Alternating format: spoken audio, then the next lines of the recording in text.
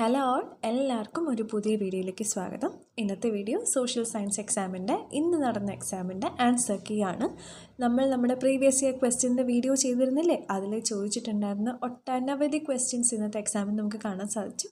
അതേ പാറ്റേണിലുള്ള questions. So ഒരു നല്ല എക്സാം തന്നെയായിരുന്നു. നമുക്കിപ്പോൾ അതിൻ്റെ ആൻസേഴ്സ് ഒന്ന് നോക്കാം. നിങ്ങൾക്ക് ഏതെങ്കിലും തെറ്റിപ്പോയിട്ടുണ്ടെങ്കിൽ ഒന്നും സാരമില്ല, നമുക്ക് അടുത്ത പരീക്ഷയ്ക്ക് റെഡിയാക്കാം കേട്ടോ. അപ്പോൾ നമുക്ക് വേഗം തന്നെ ഓരോ ക്വസ്റ്റിനും അതിൻ്റെ ആൻസർ ഒന്ന് നോക്കി പോകാം. ഇനി നിങ്ങൾക്ക് അറിയാമല്ലോ, ഓക്കെ ഞാൻ ഇനി ഇങ്ങനെ പഠിക്കണം, ഇതും കൂടെ പഠിച്ചാൽ എനിക്ക് മാർക്ക് കിട്ടുക, കുറച്ചും കൂടെ ഞാൻ ശ്രദ്ധിക്കണം എന്നൊക്കെ മനസ്സിലാക്കാൻ നിങ്ങൾ ഈ വീഡിയോ എന്തായാലും ഹെൽപ്പ് ചെയ്യും. സോ നമ്മുടെ ചാനൽ ആദ്യമായിട്ട് കാണുന്നവർ ചാനൽ സബ്സ്ക്രൈബ് ചെയ്യാനും ഫ്രണ്ട്സിനും ഫാമിലിക്കും ഷെയർ ചെയ്യാനും മറക്കണ്ട. സോ നമുക്ക് വേഗം വീഡിയോയിലേക്ക് പോകാം. സോ ഫസ്റ്റ് ക്വസ്റ്റ്യൻ തന്നെ മിഡീവൽ വേൾഡ് എന്നുള്ളൊരു ക്വസ്റ്റ്യൻ ആയിരുന്നു. ഫ്യൂഡലിസത്തിനെ പറ്റി നമുക്ക് ആ ഹയറാർക്കിയൊക്കെ അറിയാം. പിന്നെ എന്താണ് ബി ക്വസ്റ്റ്യൻ, മാനർ എന്താണെന്ന് എഴുതാനായിരുന്നു. നമ്മൾ ആ പ്രീവിയസ് ഇയർ ക്വസ്റ്റ്യനിലും സെയിം ക്വസ്റ്റ്യൻ ഉണ്ടായിരുന്നു അല്ലേ. മാനർ എന്താണെന്ന് എഴുതാനും ഇതുപോലെ ഫില്ല് ചെയ്യാൻ വേണ്ടിയിട്ട് നമുക്ക് ക്വസ്റ്റ്യൻ ഉണ്ടായിരുന്നു. സോ എന്താണ് ആദ്യം തന്നെ നമുക്ക് ഈ പിരമിഡ് വെച്ചിട്ടാണല്ലേ. The highest in social economical political status, the sole authority owner of the entire land എന്ന് പറയുന്നത് ആരാണ്? ഇതാ ഇവിടെ ഞാൻ ടെക്സ്റ്റിലെ സെൻറ്റൻസുകൾ എടുത്തിട്ടുണ്ട്. കിങ് ആണ്. The sole owner of the entire land, അതേ സെൻറ്റൻസാണ് നമുക്ക് ഇവിടെ തന്നിട്ടുള്ളത്. ആരാണ്? കിങ് ആണ്. Works in fields and houses ആരാണ്? ഫാമേഴ്സ് ആണല്ലേ. ഇനി ഓഫേഴ്സ് മിലിറ്ററി സർവീസസ് ലോഡ്സ് ആണ് തന്നിട്ടുണ്ട്. Offers service to the lords ആരാണ്? ലെസർ ലോഡ്സ് ആണല്ലേ. അതും നമുക്കിവിടെ തന്നിട്ടുണ്ട്. The lesser lords and demanded services from them. Okay, അത് കിട്ടി. ഇനി എന്താണ് മാനർ? മാനർ എന്ന് പറയുന്നത് vast areas of land held by the lords were known is manor. മാനറിൽ എന്തൊക്കെ ഇൻക്ലൂഡഡ് ആണ്? Field, residence of the lord, mills, huts of farmers and place of worship. ഇത്രയും കാര്യങ്ങളാണ് നമ്മൾ മാനർ എന്ന് പറയുന്നത്. അതിൽ എന്തൊക്കെ ഇൻക്ലൂഡഡ് ആണെന്നുള്ള കാര്യവും നമ്മുടെ ടെക്സ്റ്റിലുണ്ട്. അതേ സെൻറ്റൻസുകളാണ് ഞാനിവിടെ വെച്ചിട്ടുള്ളത്. Just compare. അടുത്ത ക്വസ്റ്റ്യൻ എന്താണ്? മിഡീവൽ ഇന്ത്യ എന്നുള്ള ക്വസ്റ്റ്യൻ ആണ്. ഒരുപാടധികം കൺസ്ട്രക്ഷൻസ് നമുക്കിവിടെ തന്നിട്ടുണ്ട്. Observe the pictures and prepare note on the changes in medieval India's temple architecture style. നമുക്കറിയാമല്ലേ, ടെമ്പിൾ ആർക്കിടെക്ചർ സ്റ്റൈലിൽ വന്ന മാറ്റങ്ങളെല്ലാം നമ്മൾ കണ്ടതാണ്. In which construction style is the Humayun's tomb was built in Delhi? അതും നമുക്കറിയാം. Who started the construction of Qutub Minar? അതും നമുക്കറിയാം. ആൻസേഴ്സ് നോക്കിയാലോ. ഇതാ നമുക്കറിയാം, ആദ്യം സിംഗിൾ റോക്സ് ഉപയോഗിച്ചിട്ടാണ് നമ്മുടെ ടെമ്പിൾസ് ഒക്കെ ഉണ്ടാക്കിയിരുന്നത്. അത് കഴിഞ്ഞ് ചിസൽഡ് റോക്സ് ഉപയോഗിക്കാൻ തുടങ്ങി. അതിന് ശേഷം എന്തായി? വാൾസിലെല്ലാം സ്കൾപ്ചേഴ്സൊക്കെ കൊത്തി വയ്ക്കാനും മഹാഭാരത രാമായണത്തിലെല്ലാം വാക്കുകളൊക്കെ കൊത്തി വയ്ക്കാനൊക്കെ തുടങ്ങി. ഇങ്ങനെയായിരുന്നു ആ ഒരു 3 ലെവൽസ് ഓഫ് ആർക്കിടെക്ചർ എന്ന് പറയുന്നത്. പിന്നെ ഇൻഡോ ഇസ്ലാമിക് ആർക്കിടെക്ചർ സ്റ്റൈൽ വന്നു, ഗോത്തിക് സ്റ്റൈൽ വന്നു എന്നൊക്കെ നമ്മൾ പഠിച്ചതാണ്. ഞാനിവിടെ ഡീറ്റെയിൽ ആയിട്ട് പറയുന്നില്ല, ജസ്റ്റ് ആൻസേഴ്സ് ആണ്. നിങ്ങൾക്കിത് പോസ് ചെയ്തിട്ട് നിങ്ങൾ എഴുതിയതുമായിട്ട് കമ്പയർ ചെയ്യാം കേട്ടോ. ദെൻ ഹുമയൂൺസ് ടൂംബ് എന്താണ്? നമ്മുടെ ഇൻഡോ ഇസ്ലാമിക് സ്റ്റൈലാണ്. And then who started the construction of Qutub Minar? The last sentence കണ്ട, Qutub Minar was first building constructed in this style. Which style? Indo Islamic style. Then the construction of Qutub Minar was started. നമ്മുടെ question started എപ്പോഴാണ് തുടങ്ങിയതാണ്? ഏത് ഭരണാധികാരിയുടെ സമയത്തായിരുന്നു? കുത്ബുദ്ദീൻ ഐബക്ക്. ആരാണിത് complete ചെയ്തത്? ഇൽത്തുമിഷാണ്. So ഇത് ടെക്സ്റ്റിലെ സെയിം സെൻറ്റൻസാണ് ക്വസ്റ്റ്യൻസ് എടുത്തിട്ടുള്ളത്. ക്വസ്റ്റ്യൻ നോക്കുക, നിങ്ങൾ എഴുതിയ ആൻസറായിട്ട് കമ്പയർ ചെയ്ത് മാർക്ക് എത്ര കിട്ടുമെന്നൊക്കെ നോക്കി വയ്ക്കുക കേട്ടോ. ഇവിടെ എന്താണ്? Equatorial climatic region. 10 degree north and 10 degree സൗത്താന്ന് നമുക്കറിയാം. ഇവിടെയുള്ള ആൾക്കാർ ആരായിരുന്നു? പിഗ്മീസ് ആണല്ലേ. അവരുടെ ഫുഡ്, ഷെൽട്ടർ, ഡ്രസ്സിങ്ങിനെ കുറിച്ച് കമൻറ്റ് ചെയ്യാനാണ് question.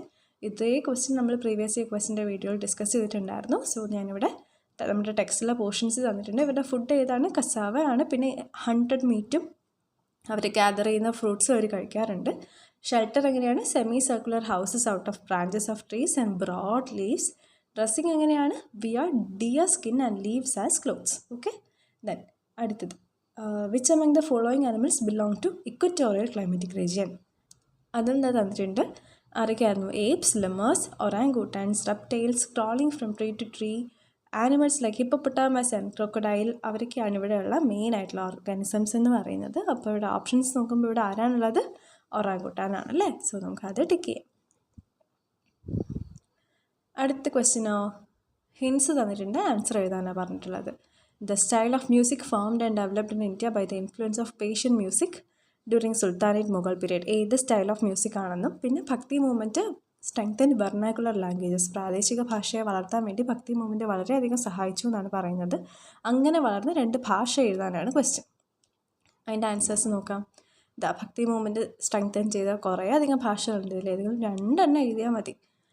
Then during sultanate Mughal period ഏത് മ്യൂസിക് ആണ് ഇവോൾവ് ആയി വന്നത്? Hindustani music. Then third question, themes adopted for art works. നമുക്ക് നമ്മുടെ ടെക്സ്റ്റിൽ ഇതുപോലെ തന്നെ തന്നിട്ടുണ്ട്, themes adopted for art work.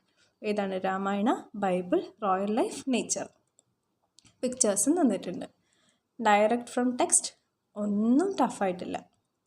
അടുത്ത question, the hot deserts are located on both hemispheres between 20 and 30 latitudes from equator. നമ്മൾ പഠിച്ചതാണ് അല്ലേ? ഇവിടെ ഡെസേർട്സ് തന്നിട്ടുണ്ട്, കോണ്ടിനെൻറ്റ്സ് എഴുതാനാണ്. നമുക്ക് ഇങ്ങനെ ഒരു ആക്ടിവിറ്റി ടെക്സ്റ്റിലുണ്ടല്ലേ, അതേ ആക്ടിവിറ്റി ക്വസ്റ്റ്യനിൽ ചോദിച്ചേക്കാണ്.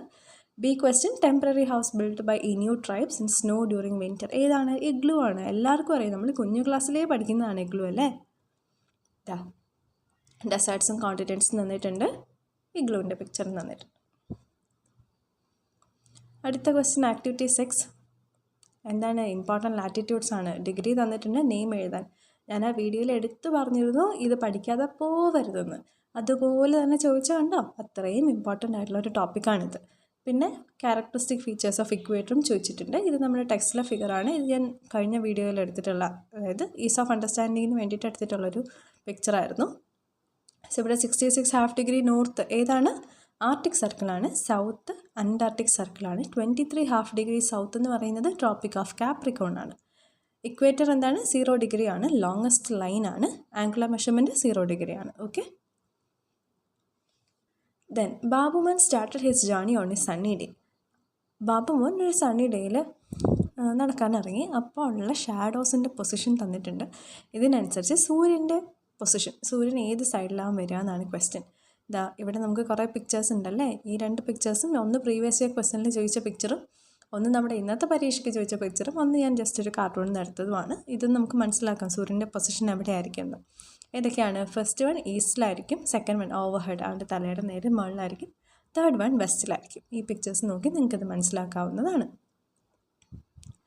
അടുത്ത ക്വസ്റ്റ്യൻ, അതിൻ്റെ ബാക്കിയായിട്ട് which movement of the earth causes seasonal changes? Revolution. നമ്മൾ ഓൾറെഡി പറഞ്ഞതാണ്. ഇതിൻ്റെ കൂടെ നിങ്ങൾക്ക് എന്താണ് റെവല്യൂഷൻ എന്നും കൂടെ എഴുതുകയാണെങ്കിൽ നിങ്ങൾക്ക് ഒരു എക്സ്ട്രാ പോയിൻ്റ് ആയിരിക്കും. Then which direction does the earth rotate? Rotation of earth from west to east. ഇത് നമ്മുടെ ടെക്സ്റ്റിൽ തന്നെ ഒരു വർക്ക് ഷീറ്റിലെ പിക്ചറാണ്. ഇതെന്നാണ് ഞാനൊരു സ്റ്റേറ്റ്മെൻറ്റ് കാണിക്കാൻ വേണ്ടിയിട്ട് എടുത്തുന്നുള്ളൂ കേട്ടോ.